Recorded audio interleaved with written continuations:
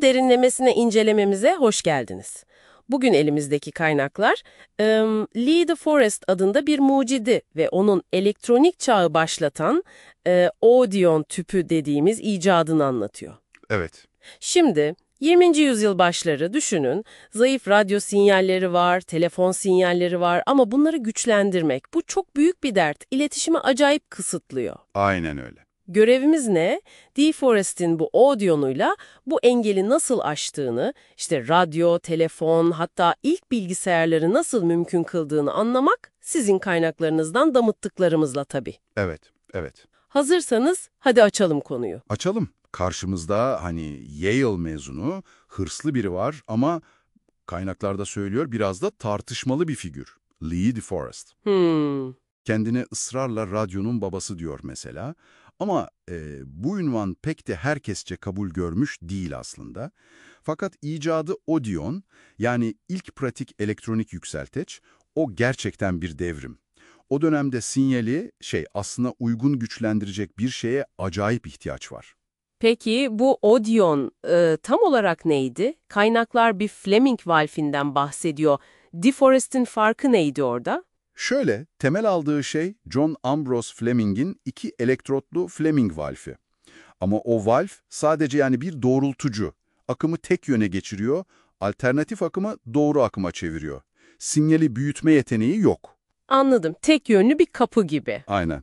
DeForest'ın hamlesi, katotla anot arasına üçüncü bir eleman eklemek oldu. Izgara dediği şey grid. İşte bu ızgara gibi bir nevi elektronik vana işlevi gördü. Heh, işte burası gerçekten ilginçleşiyor. Küçük bir voltajla büyük bir akımı kontrol etmek, değil mi? Olay bu mu? Aynen öyle. Izgaraya uygulanan küçücük bir voltaj değişikliği, katottan anota akan o çok daha büyük elektron selini, yani akımı, hassas bir şekilde yönetebiliyor. Bu da işte yükseltme demek. Müthiş. Kaynaklarda ilginç bir nokta da var. DeForest'ın bu ızgaranın tam olarak neden çalıştığını başta tam teorize edememiş olması. Biraz deneme yanılmayla bulmuş gibi duruyor. Ama sonuçta ne oldu? Elektronikte pasif bileşenlerden aktif kontrol çağına geçişi sağladı. Bu basit ama dahice ekleme nerelere etkiledi peki? İlk akla gelen radyo sanırım, değil mi? Kesinlikle. İlk oradan başlayalım. Öncesinde insanlar ne yapıyordu? Ancak güçlü yerel istasyonları, onu da böyle cızırtılı kristal setlerle, kulaklıkla falan dinleyebiliyorlardı. Evet, evet. Audion sayesinde zayıf uzaktaki sinyaller bile güçlendirildi, netleşti. Artık kulaklıktan çıkıp tüm odayı dolduran hoparlörlü radyolara geçiş başladı. Vay be. Hatta Audion sadece alıcıda değil, vericiler çilde kararlı sinyal üreten bir osilatör olarak da kullanıldı. Tabii bu rejeneratif devre ve osilatör meselesi Edwin Armstrong ile DeForest arasında yıllar süren çok çetin patent savaşlarına yol açtı. Kaynaklar bunu detaylandırıyor. Bu savaşlar bile teknolojinin değerini gösteriyor aslında. Aynen öyle. Ne kadar kıymetli olduğunu gösteriyor. Peki sadece radyo değil, telefon da var dedik. Uzun mesafe görüşmeleri nasıl değişti? Telefon devrimi de en az radyo kadar önemli. Düşünün, sinyal zayıflaması yüzünden kıtalar arası konuşmak, New York'tan San Francisco'ya mesela imkansızdı. Evet. AT&T bu potansiyeli hemen görmüş ve kaynaklara göre DeForest biraz mali sıkıntıdayken 1913'te Audion patentini o gün için bile oldukça mütevazı bir rakama $50.000 almışlar. Vay vah, ucuza gitmiş bayağı. Gitmiş, evet. AT&T mühendisleri ne yapmış? Bu tüpleri hat boyunca tekrarlayıcı, yani repeater olarak kullanmışlar. Sinyal zayıfladıkça hop bir Odeon'la güçlendiriyorlar. Sonra biraz daha gidiyor, yine güçlendiriyorlar. Akıllıca. Bunun sonucunda 1915'te New York'tan San Francisco'ya ilk kıtalar arası telefon görüşmesi yapıldı. Gerçekten tarihi bir an. AT&T'nin ucuza kapatması, DeForest'in finansal durumu hakkında da bir şeyler söylüyor tabii. Kaynaklarda başka girişimlerinden falan bahsediliyor mu? Evet, bu finansal mücadeleler onu başka alanlara da itmiş görünüyor.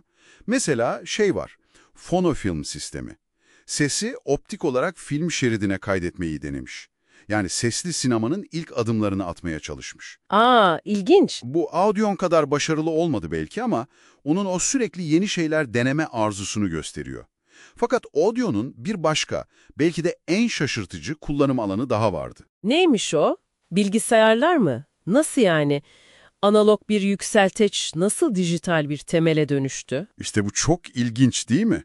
Audio'n sadece sinyal yükseltmekle kalmıyor, aynı zamanda çok hızlı bir elektronik anahtar gibi de çalışabiliyor. Anahtar mı? Evet, ızgara voltajıyla tüpü anında kesim durumuna, yani akım yok, bu da mantıksal sıfır demek, veya doyma durumuna, yani tam akım var, bu da mantıksal bir demek, geçirebiliyorsunuz. Açık kapalı yani. Aynen, açık kapalı. Ve bu o zamanki mekanik rolelerden binlerce kat daha hızlı. İşte bu ikili durum dijitalin ta kendisi. Kaynaklarda da belirtildiği gibi o devasa ENIAC bilgisayarı mesela yaklaşık 18.000 tane vakum tüpü kullanıyordu. Saniyede binlerce hesaplama yapabiliyordu bu sayede. 18.000 tüp. İnanılmaz bir sayı. Peki kaynaklar bunun zorluklarından bahsediyor mu? Isınma, arıza falan. Hem de nasıl? Bu tüpler devasa boyutlarda bir kere aşırı ısınıyorlar. Yani ENIAC çalışırken Philadelphia'nın ışıkları kısıldığı falan söylenir. O kadar çok enerji tüketiyorlar. Ve tabii ki sürekli arızalanıyorlar. Tam bir baş belası aslında. Aynen. Ama işte bu darboğazlar ironik bir şekilde bir sonraki büyük devrimi tetikledi. Yani çok daha küçük, verimli ve güvenilir olan transistörün icadını. Yani toparlarsak, Lee DeForest dediğimiz kişi tek bir icatla Audio'n hem radyo yayıncılığını hem kıtalar arası telefonu hem de dijital bilgisayarın ilk adımlarını mümkün kılan biraz karmaşık ama çok etkili bir figür olmuş. Kesinlikle.